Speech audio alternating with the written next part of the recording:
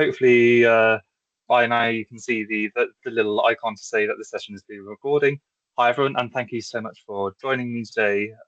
Throughout this session, we are going to be discussing how for digital learning spaces that support mental health, and it will be including sensitive topics like suicide prevention. So I appreciate for some people that may be triggering, which is why I'm going to be upfront with that. That we will be touching on some kind of things that may be considered taboo, not necessarily taboo, but not spoken about as much as they should be. Now, that is one of the things I am looking to change in itself. And some of you, and particularly if you work in the accessibility field, may be wondering, okay, how does mental health and how do these things tie into accessibility? So do stay with us for as long as you can in the session. I do fully understand you may be on your lunch break, you may have other meetings. So if you do need to drop off, this session is recorded and you will find it on YouTube as well. Please also know that you can step away anytime you need it. We're all friends here. If you want to turn on your cam so we can see you, fantastic. The only time I'd like people to turn on cam where possible is if you are asking questions. The reason being, if anyone is watching this back, whether live or on demand, some people may rely on lip reading, and the more we can do to make this a friendly and inclusive space for everyone, not just those who don't have accessibility needs, the better. Also, if you ever feel kind of distressed in the session or beyond, there is help available. There are tools like the Samaritans out there, and there may even be kind of company resources as well. So do look for those. A little bit about myself. Hopefully most of you know me already, but for those that don't, my name is Mike Osborne. I am the CEO and founder of a company called Accessible Me. And I'm somebody who has walked this path. So I live with anxiety and depression, and I also know what it's like to be overwhelmed online. And this session isn't trying to be doom and gloom, though. It's hopefully going to be something that kind of gives you some hope and some practical actions which we can do to improve our design as we go. I'm also somebody who if it's going to step forward, there you go. I'm also somebody who lives with Tourette's, autism, and ADHD, and I have kind of complex PTSD, both from head trauma. When I was a young lad, I was tripped over and I hit my head against the wall, so I've got an acquired brain injury, and I've had things like both physical assaults and unfortunately sexual assaults as well as a teenager. All these things, and we've also had baby loss and a whole host of different things which have affected me negatively. I don't say that to kind of overwhelm anyone. I'm not seeking for sympathy. I just want to kind of show that I am somebody who lives this every day. I've carried that trauma with me, and I mentioned the Samaritans earlier. If you do need support, one of the things I'm doing this for is to try and break that stigma. We as men in particular are terrible at speaking up. So if I can do my little bit to change the narrative, help somebody feel less alone or less isolated, that's a win for me. So this is a journey that kind of fuels my mission to build an accessible and compassionate content. I'm the father of 2 children, both of which are neurodivergent. And one of my aspirations at Accessible Me is to make all of the world's content and all of the world's spaces accessible to people with disabilities. So let's take a look at what we're doing to cover in the next hour. Before that, though, this is not going to be just a lecture session. I do like to try and weave in some interactivity where possible. So for those of you comfortable using the chat, there is no obligations. And if you're using your favorite notepad or alternate app, please feel free to write this down there as well. If you're willing to do so, though, open the chat and let us know one word for kind of how you're feeling right now, how you're feeling about the session, how your morning's been, however you want to take that. I appreciate it's an ambiguous question, but just let us know. Let us know the chat's working first of all, how you're feeling. So curious. Thank you, Chloe, for kind of jumping in there. For hopeful, so positive words so far. Motivated is another fantastic one, and hopefully you're not leaving the situation with any less than that. Sandy, thank you for volunteering. You're kind of feeling good and looking forward to the session as well. So moving on, looking at the session flow. What we're going to do in a moment is we'll start with the why, so why this work matters, both to me, but more broadly speaking, in a digital world. Then I'm going to talk you through kind of trauma-informed user experience. Through that, we'll look at things like inclusive language and how to work with kind of mental health professionals. We will have some chat-based Q&A as we walk through the session, and if you prefer not to write in chat and you want to speak, please do use that raise hand feature or come off, pop on your camera and raise your hand. However you prefer to do it, just let us know you'd like to speak, and we'll make sure your questions are answered as we go along. Please do interact. You have done already, which is absolutely fantastic. And I will give some prompts as we go throughout. So, but do know you can pop your questions in the chat anytime. To get us started, then let's look at kind of the foundations first and foremost. So, what that really means to kind of to take a trauma-informed approach to digital content. And if at any stage I am speaking too quickly, please do let me know. Gonna throw out a question before I kind of dive into the scenario, just to kind of find out what you think it is, what you already know, and hopefully this will establish whether we're on the same page or not for the session ahead. So whether it's in chat or whether you want to kind of, as I say, come off mic, come off mute and speak, what do you think trauma-informed user experience is?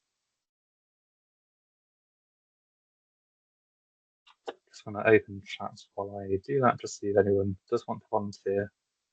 And if not, that's absolutely fine. As I say, this is meant to be a safe session, but I can see some people are typing, so I'll give that a bit of time as well.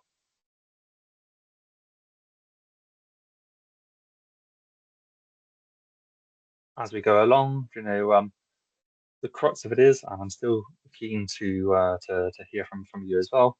The crux of it, for me at least, is user experience design that kind of anticipates and avoids emotional harm. Think of this as an example.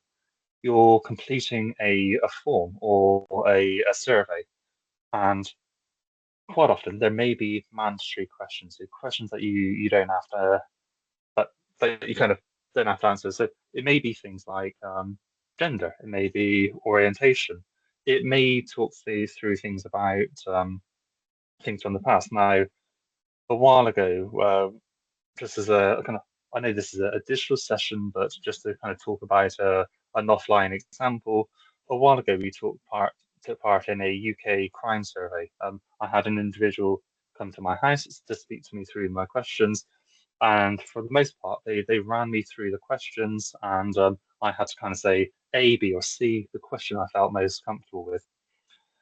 There was a section though that talked about kind of any past trauma and things like that, of which the to her credit or to their credit, the person talking me through the survey, they handed this over and allowed me to complete the section on the tablet in their own time. What I wasn't prepared for though was that it was going to speak around past trauma, ask for examples of what happened, and were actually quite probing questions. Now, those questions did have the option, I prefer not to say, but it really did catch me off guard, and there wasn't warning there. I'm just gonna look at the chat to see what's been suggested here. So avoiding triggers as much as possible is a fantastic one, and I think the use of language and even imagery is definitely something that can be part of that. Providing safety, accessibility, and empathy, very much what all it was about. So working with participants who have lived through trauma, working towards accommodating their lived experiences. One of the things that I particularly love about that answer is working with people who've lived through it. Now, in accessibility, more broadly speaking, there is the mantra, nothing for us without us. Whether you are kind of hard of hearing or deaf, whether you have visual needs, cognitive needs, even kind of limited dexterity, we need to be part of that conversation. When we're not, silly things happen. And this is a non-disability example, but if you search online for the racist soap dispenser, there's a soap dispenser where if you are white skin and you put your hand under the soap dispenser, it will just dispense the soap for you. However, if you have darker skin and you try to use the same, the soap dispenser doesn't dispense the soap. Now that's not built-in racism. They haven't decided to design this to kind of not dispense for anyone who has dark skin. The reason this happened is because these individuals weren't part of the testing. They weren't part of the design, and it made it through QA, without ever considering these individuals. Now imagine you're creating an event, like an accessibility event, and you're hosting individuals with different disabilities, maybe wheelchair user, to come and speak at your session. Then they arrive at the session to do their bit, and you haven't provided steps to the stage. And imagine the feeling of having to kind of being lifted on stage, whereas for most people they could walk or simply use a ramp. I know these aren't kind of trauma examples, but you can understand how these kind of different experiences all contribute to trauma. And eyes on me, as someone who is neurodivergent myself with my Tourette's, I am very used to walking into kind of venues or situations, um, things that cause me agitation. That could be cold, like a sudden change in temperature. It can be stress. It can be a whole host of things that can make my tics worse. Naturally, when I do have the vocal tics, people look at me and it's kind of self-fulfilling there, and there are a number of things what we can do to try and make lives like mine that a little bit easier. So let's look a little bit deeper. Trauma-informed design then kind of means, as you've identified, creating experiences that don't just avoid harm, they actively promote emotional safety. So many people kind of using your content, they might have things like that are hidden trauma. They might have anxiety or be neurodivergent. And to use an example, I think many of us may have experienced. Feel free to use the kind of raise hand feature of this, or just say, me, if you follow this as well. How many of us have had to complete a job application or a form or a long survey? You spend a long time on it. You click that submit button and it times out.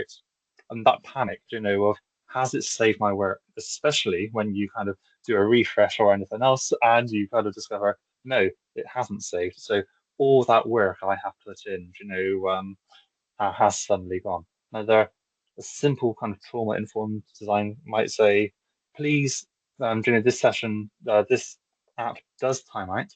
Please take a copy of the questions or provide them with a copy of the questions. Allow them to work in a document and submit them later. It straight away, it eliminates that stress of, oh, I'm now taking a survey. Are my answers going to be timing out? This is especially important if you have people who might not be a native English speaker, therefore might take longer to write in English. They might have dyslexia, or they might have other tools which require them to use kind of voice to text translations. All of these things may be reasons why people need just a little bit longer. Could be something as simple though as a badly worded message or kind of a confusing site that can spark a deep stress response. And in terms of where this is really important, imagine landing on the website for the Samaritans or needing to use a therapy app like BetterHelp, logging in and being unable to complete the registration process or being unable to access your medication because you can't complete the form. Um, it may be something like keyboard shortcuts, and you have a limb difference. So actually, if you don't have both hands, to do a keyboard shortcut could be difficult. There's a whole host of things which may trigger anxiety, and these are things that can, in most cases, be avoided. As someone who has experienced this firsthand, though, I can tell you how much a simple design choice really can affect somebody's day. So and thinking kind of, I say, I did mention this wasn't going to be a passive session. If you're happy to contribute, I want to ask you the question, how familiar are you with trauma-informed user experience? I did say at the start of the session, I want this to be a psychologically safe one. If you feel comfortable to contribute your answers in the chat, like I see Lizzie's popped an A in there, fantastic. But if you're someone who doesn't want to contribute and you prefer, well, not necessarily contribute publicly, but just if you're using your app, if you're writing notes, feel free just to make your own notes. If this session does nothing but make you think and help highlight that we are all on this journey, that's fantastic. Broadly speaking, most of us look somewhere between an A, B, or C. I think C is most common, so it's an average. If we can move the leader towards the end of the session, fantastic. But ultimately, what we need to do is to think about trust. So how can we elicit trust in the way we are giving feedback? It could be letting people know how their data is going to be used. If you are asking for people's phone numbers or emails, does that mean they're going to be signed up to a mailing list now, or does that mean we're only going to contact them for the things we said we would, as per GDPR guidelines? Think about controls of giving people options and consider empowerment as much as you can. Simple steps like predictable navigation. So always knowing that the next button is going to be down at the bottom right of the screen, not jump slightly to the left to make room for another button that says skip to end. Like try and keep navigation as static as possible. It can be that simple. So if there's a help button in your e-learning, making sure that that's fixed so you don't have to navigate for that help button. Importantly, as well, kind of tying this into accessibility, is the reading order. Your help button might always be down at the bottom right, but if you created this in I think a storyline or PowerPoint or something else, and these things, when a screen reader interacts with these things, it doesn't always read from the top left, left to right, down to the thing. Sometimes PowerPoint and these tools, they look at your content in the order in which it was inserted by you as the designer. And you can do things like check the reading order. So, if it's a case of do you need help or can I ask a question, if that's always been at the end, do a simple accessibility check to make sure that is always the case. So, you can help people know where to find it. Now let's explore where trauma-informed design kind of really does come to life a little bit. And in other words, it's going to be kind of in the tone we use, and I'll share some examples. So in this next bit, we'll look at kind of why language matters. We'll talk about inclusive, non-triggering phrasing, emotional accessibility and clarity. We'll look at some before and after examples as well, and I'll give you a little exercise to complete. And yeah, and then I'll kind of pause for questions before we move on. To get started then, language is one of our most powerful tools. It can either shame an individual or it can just support them. Think of error messages, that kind of the shout at you.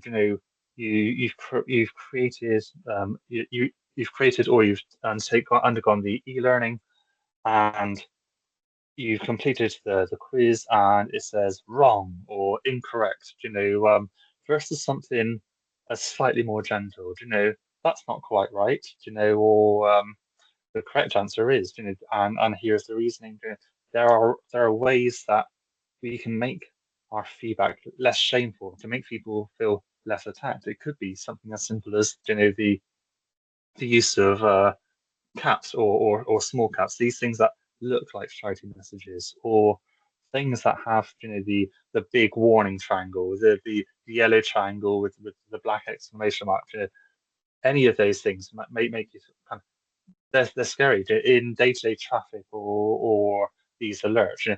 They're there to tell us there's danger there. Do we even really want to, as designers, evoke a danger response to say that somebody's got the question right if it really doesn't matter? If this was a surgery and or a flight simulator, maybe. But if it's a case of do I know how to make a cup of tea? I'm not saying our training's that basic, but if it's simple things that are not life and death, let's not make it so extreme.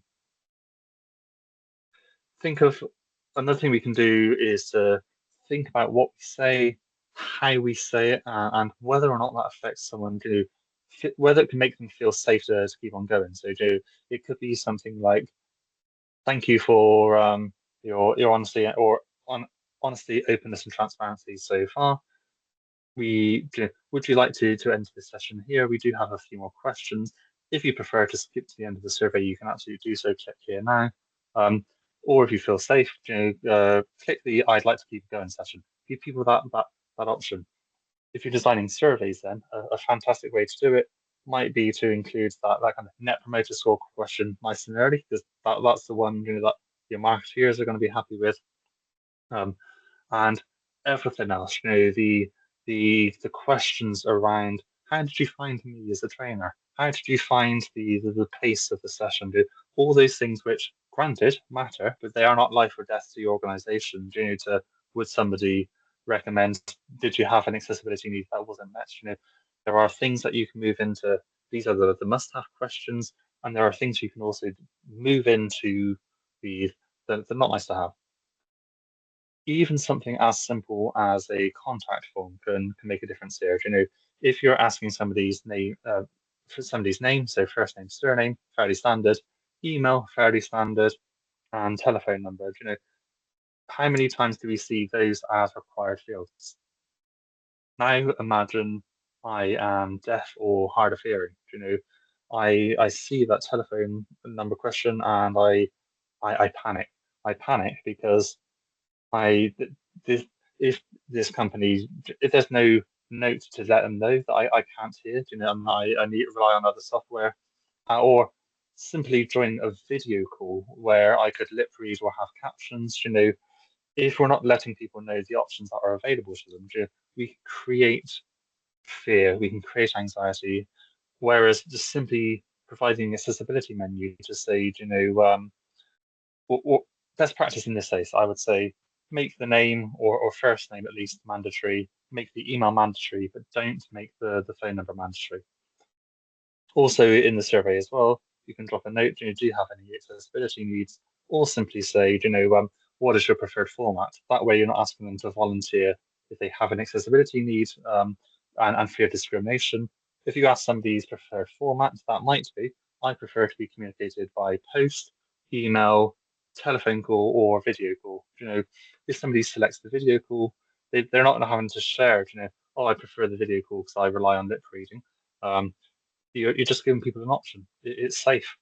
It's simple things like that hopefully are starting to get you to think like, oh yeah, why wouldn't you do this? Um, Ultimately, what I'm trying to encourage you to do is to think about using inclusive, non-judgmental language. So avoid things that can be triggering. Use plain language as much as possible, and use supportive tone.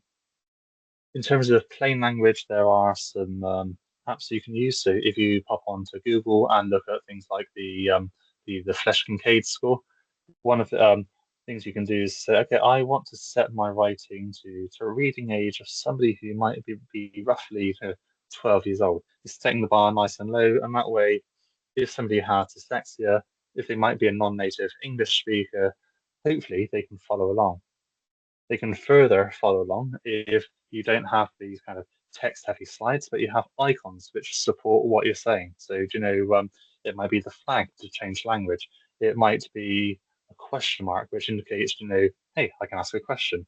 If we use safe, kind of recognized icons which we know and can identify daily, all of these things can make a difference.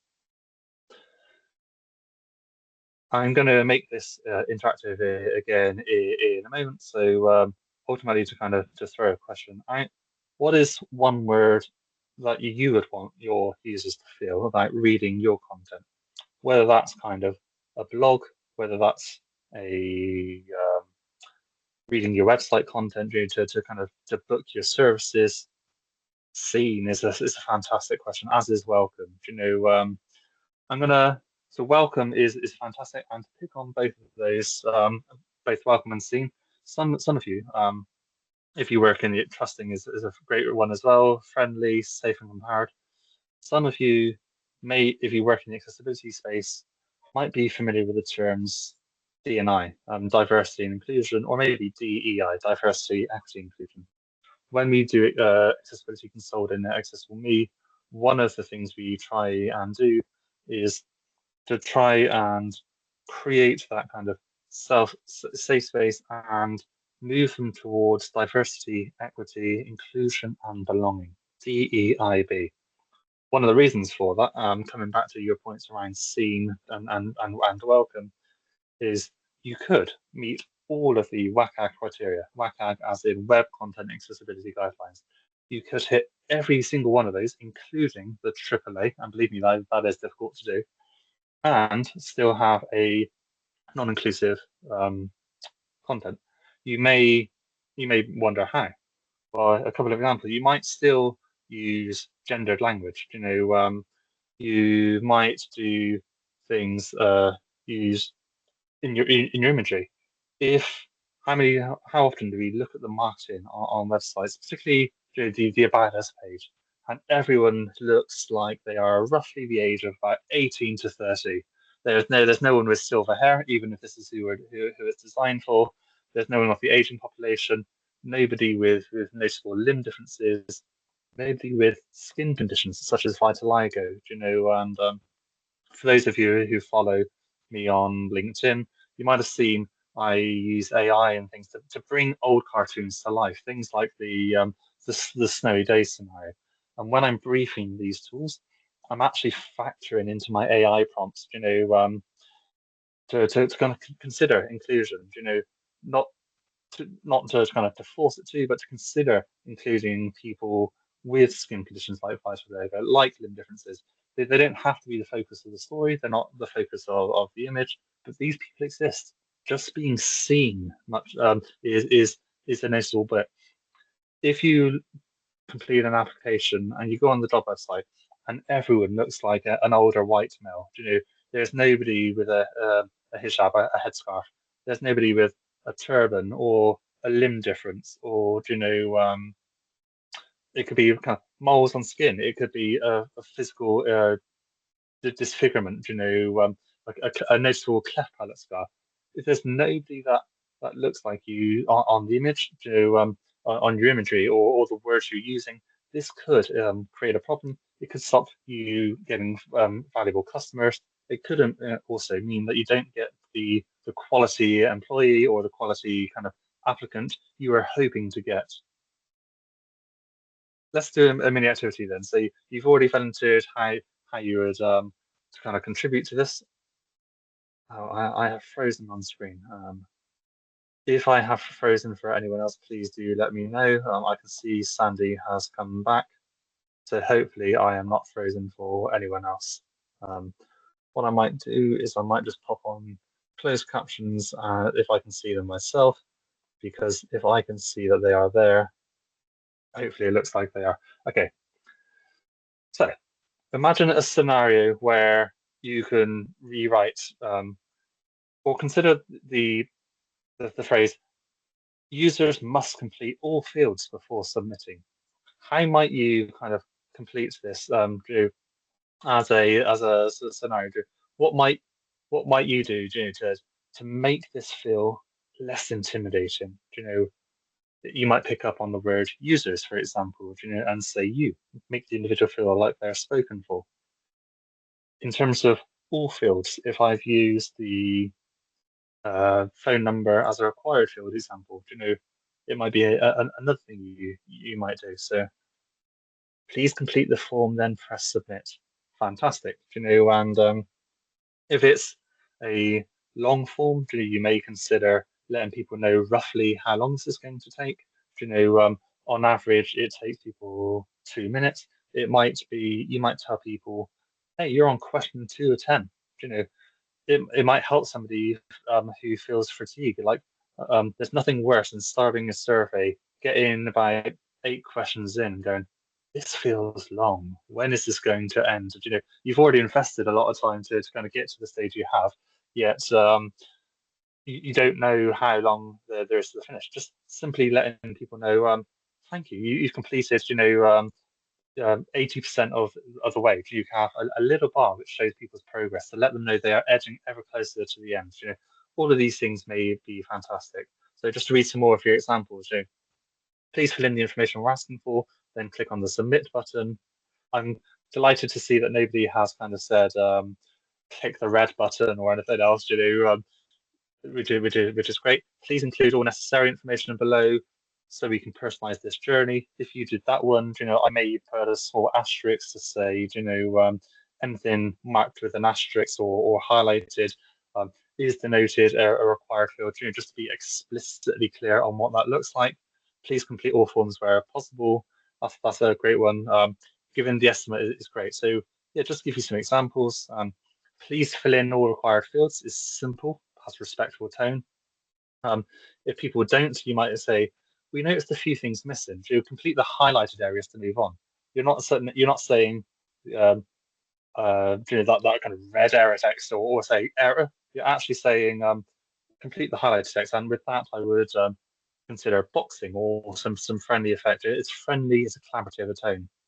You might say, almost there, just check the missing info before you submit. You're not making people go, oh, that's terrible, you've missed some stuff. It's like, okay, you've done most of it. Just make sure you've done everything. It's encouraging. It's progress focused. It's not saying you've done something wrong.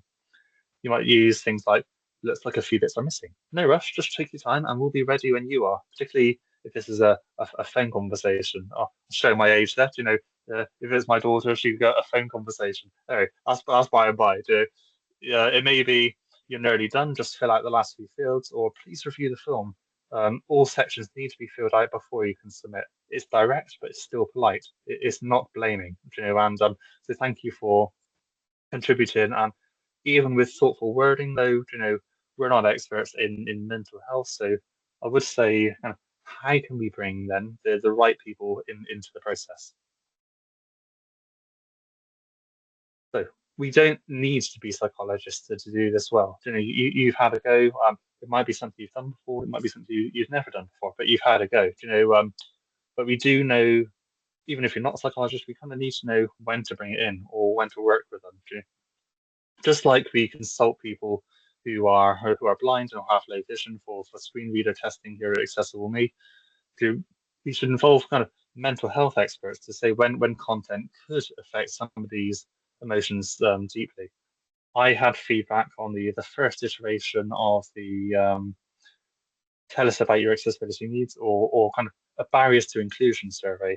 And in it, I asked people some questions and I didn't yet have the option, prefer not to say. And it was actually a mental health professional or a counselor who helped me spot this in this particular case study. And but it might have re-traumatized someone. If I'm being asked to speak around my lived experiences or to volunteer my accessible needs, and I've lost my job, or I've spoken to my manager, or I've volunteered this information to HR, and they've been particularly dismissive. So now I see it on a new form, and I'm wondering, oh, why are they asking that? Why do they want that information? Like just giving people the option to answer or not answer can go an awfully long way. But what I would say is if you have the option to consult a professional, please do that. That particular piece of advice, just to add that extra option in, rather than yes, no, which was one of the default options in type form, change that to a multiple choice and have yes, no, prefer not to answer, or yes, no, I don't know. There may be other reasons, and it can give you richer data. So this advice has led us to kind of add a content warning as well before we reframe any scenarios and protecting our audience from harm. So yeah, what I'd ask now is kind of, do you currently work with any mental health professionals, any disability experts, and feel free to volunteer if you wish to, non-obligationary, but just to see, okay, have you ever thought about this? Have you ever worked with mental health professionals or disability experts in the content?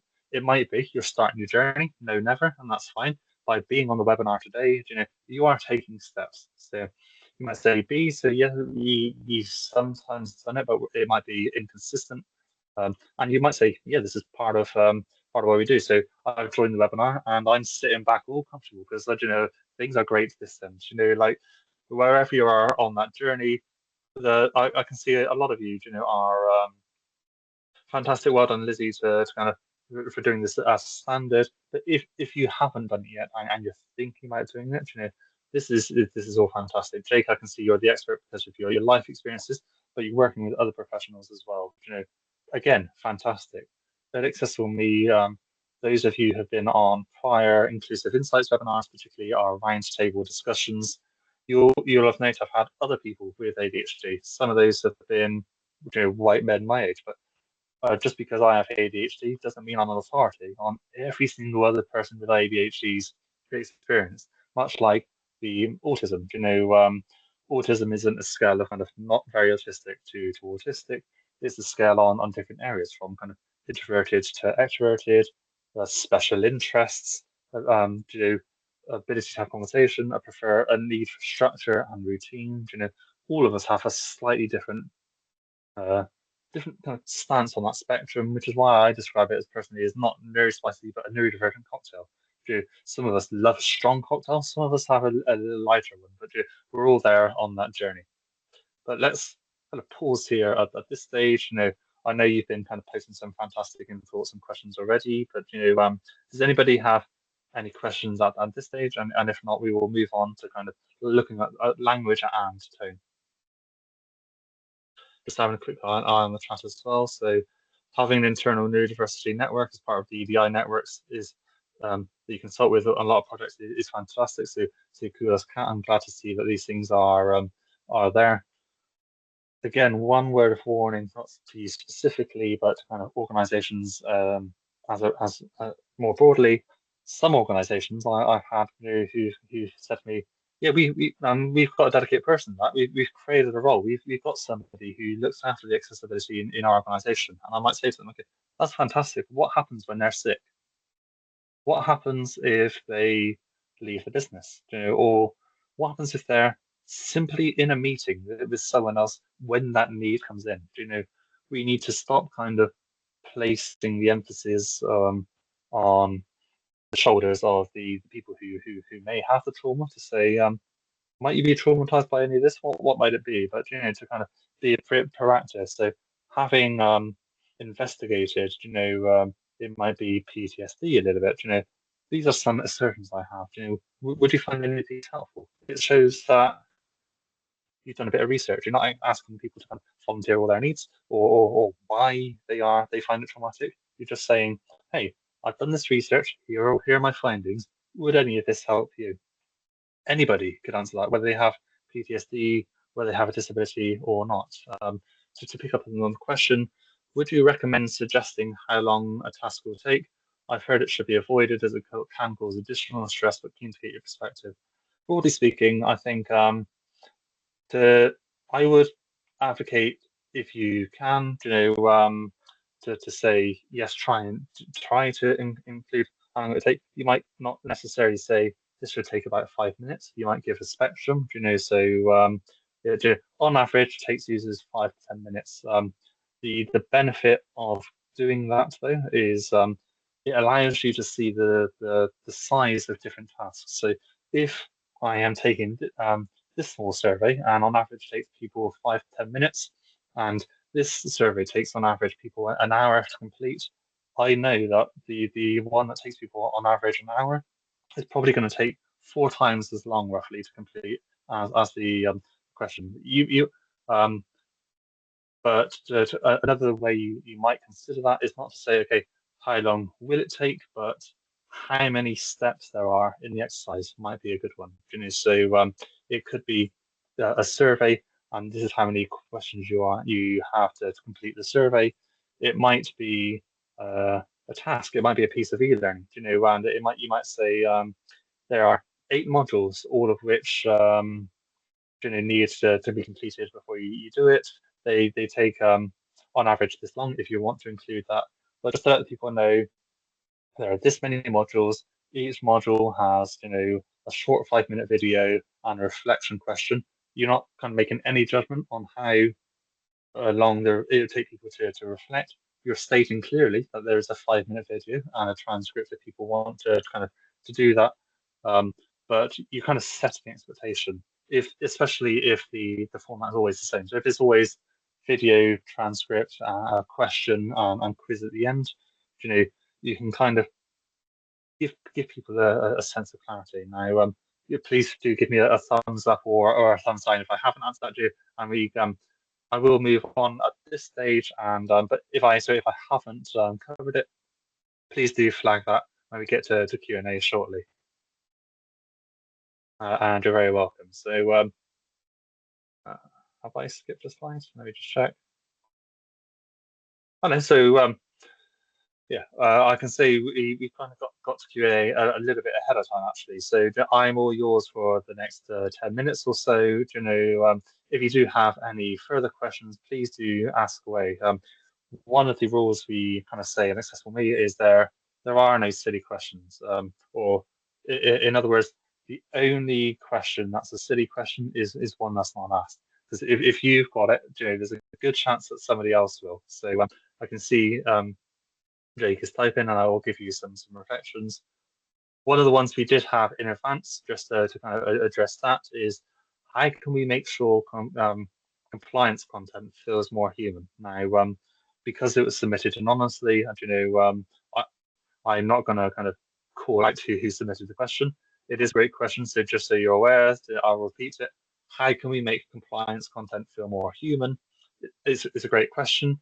Even if you kind of have to include things that, like legal copy, to say URTCs, to understand how we are going to use your data, you can do things like you can wrap it in plain language and a supportive tone. So you can say why it matters to the reader. So by submitting your data, these are the benefits, or this is how we are going to use your data. This is how we're going to respect your privacy, the steps we will take, and that's where we can help too, because or at Accessible Me, these are exactly the kinds of challenges we tackle in our accessibility strategy calls. Um,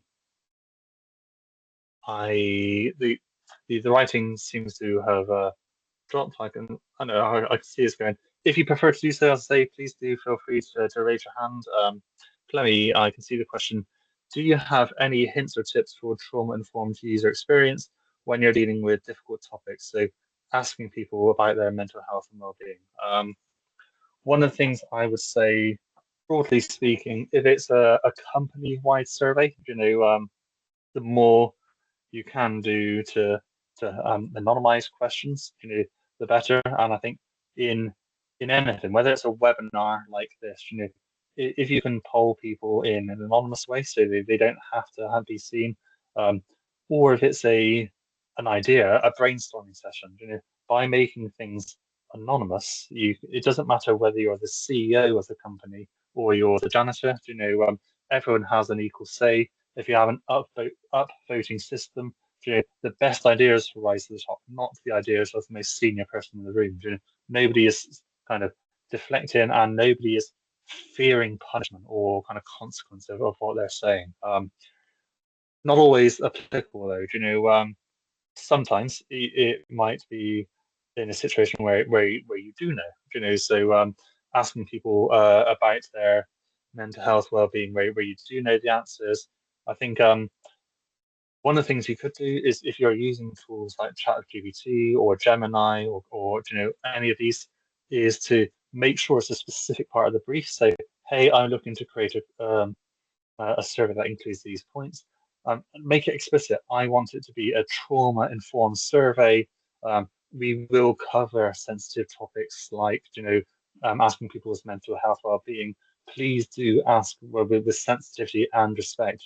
Make it part of your brief. I would say I'm not kind of saying, hey, go and use ChatGPT to solve your answers, but it can be good kind of to frame your thinking and give you some brilliant examples. Hopefully that's enough. But again, Chloe, if you need more probing on that, feel free to let me know. And with that, I'll move on to kind of Jake's question, which is any advice on how to deal with conflicting parties? So our social media agrees with our EDI person on the best way to do EDI-based socials. So on the one hand, there's kind of knowing the best about socials and knowing very little about EDI. Neither of us having kind of party or more senior. I think research and data is going to be a big one on that. Quite often, when I speak about accessibility on the kind of narrative of designing for people with disabilities, I can see the senior stakeholders waiting for the question. Okay, how much is it going to touch? When I start talking to people in social media, for example, though, to say, did you know that if you include alternative text on your website and on your images, actually that increases your search engine optimization. And Instagram is actually putting less emphasis on the hashtags people use, and is now reading the alternative text people provide to make more accurate searches. If people follow wrestling, for example, and when you click on the hashtag John Cena in his farewell tour, there's no point getting images of all these other wrestlers from the people who spam hashtags. You want it to be relevant because it's going to be a frustrating experience if it isn't. So good alt text, you know, and kind of showing the SEO benefits and things like that is is key. Statistics is another one. So if you take the simple fact that 1 in 12 men and 1 in 200 women are colorblind, and about 10% of the population have dyslexia. If you look at most boards, especially the ones where it's kind of 9 men and 1 woman, statistically on that 1 in 12 men or what and 10% of the population have dyslexia, somebody on the board level is going to have a disability. And that's that board. And you've got to go down a few layers and increase that population in terms of seniority to go, statistically speaking, we are likely to experience it. There are other statistics as well, such as really sad statistics on the likelihood of children being abused by the time they reach senior school and stuff like that. And if you consider if it can affect, a high percentage of the population, even if it's not the majority, but 1 in 3, that surely is enough to take action. So I would always say, do what you can in terms of researching it, and if you have a disagreement, feel free to leverage your networks, to put out polls. Again, you can use ChatGPT and tools to say, okay, strip out any bias here in question. Make sure it's not a leading question, but what are your thoughts, my network? Allow people to vote on it, and see what they volunteer. Might be another way to do it. Anything data driven is your friend, because it's very, very difficult to lie with statistics, especially when it's kind of user generated content. Another question I can see is, what should I keep in mind when facilitating a workshop that includes participants with lived experiences so they feel emotionally safe? I'm going to give a couple of examples here. So when people join, or guest speakers join an Accessible Me webinar, one of our inclusive insight session, we send them an easy read pack, whether they need it or not. So it's a large font document with icons. It's broken down into um, some specific questions. It lets people know who I am, their fellow panelists, expectations on the call. So please don't join the call with logoed shirts or any profanity. Please avoid, if possible, wearing green if we're doing anything on screen. If you're submitting a video testimonial, just say to somebody, please record in landscape, rather than portrait. Just giving people more kind of instructions, things like, here's the agenda for today. We will have a safe space, or here's a safe smoking exit. Here's what to do if you need a smoking break, or here's somebody you can speak to. Letting people, the more you can let people know in advance, the better. One of the things I would say on this, which I think is kind of gold or best practice, is the more you can provide an accessibility menu to say, here are all the things we offer. Do you need closed captions? Fantastic. We offer them in English, Spanish, Hindi. They can go away and do it. They're not having to ask. They're not saying, I have an accessibility need, therefore, do you have captions? No, you're saying, we provide captions default in these languages. If the language you need is missing, let us know. Try and create that safe environment, and be honest, be authentic. What I don't want to say to anyone is, look, you have to be experts on accessibility and inclusion. I find that kind of thinking triggers action paralysis. And to use kind of a vague example, now I'm going to use this. I don't work with Tesco's, but I'm going to use a hypothetical example here. The CEO of Tesco's might say to me, Mike, I don't do anything. I don't publicize what we're doing because I fear that if I criticize it, or I use gendered language, or I use something that may be seen as ableist, it's going to be taken out of context. And before you know it, it is newsworthy. Oh, the CEO or CFO at Tesco's says this. So they take no action. We need to be better as a society and go, and look, we're all on a journey. Nobody's perfect, and this is where the accessibility statement may come in. So you might say, these are all the things we can offer. And I say, by standard, by default, we have closed captions are available in these languages. Would you like to turn them on? Um, we do acknowledge that some people, like closed captions isn't enough for everyone, that some people may need a BSL sign interpreter. We don't have the budget yet for that, but as soon as we can make that happen, we will provide it as default. You're letting people know what the commitment is. The more you can make that a SMART goal, which is smart, achievable. It's escaped me, but I'll come back to that. But the more you can kind of give a time-bound aspect on it, the better. Moving forward, then, if just kind of speak a bit about Accessible Me and what we do for anyone interested. Today we've talked about harm, but also hope. Even the small changes in your content could spare somebody with anxiety, or help them take that first step towards support.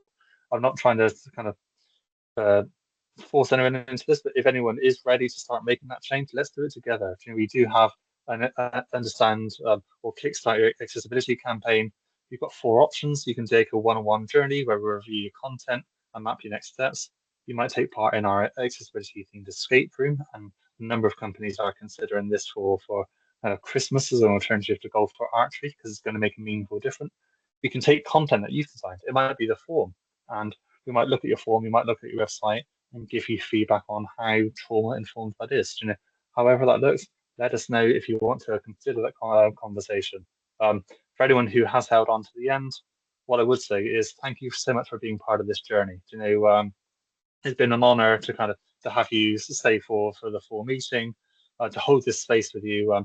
You're not alone in the work you're doing, and change doesn't have to be overwhelming. So you've already taken the first step by showing up today, registering the webinar, and actually joining on.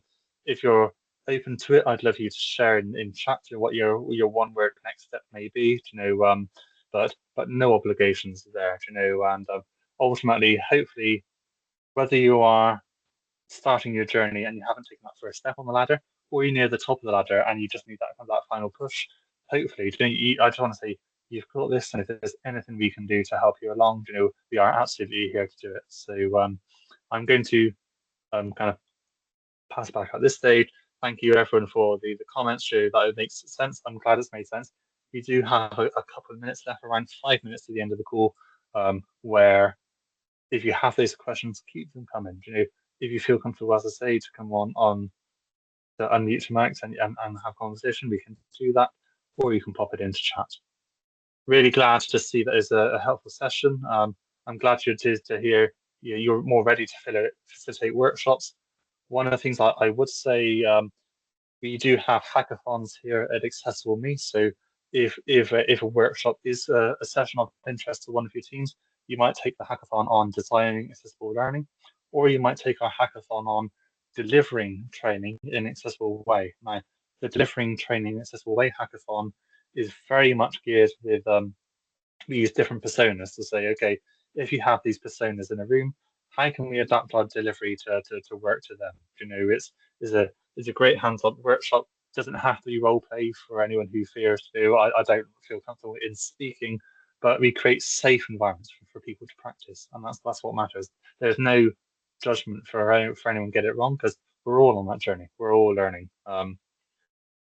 So Jake, thank you again. I can see your key takeaway is to take what you've learned to your EDI group.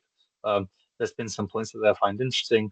If there's interested, then please do get a call with us in the calendar. You can scan the QR code if you wish to do that. Please, within the next day or so, we'll probably get the recording live on YouTube, and we'll send a follow-up email out there as well. So hopefully you've not sat there furiously scribing notes.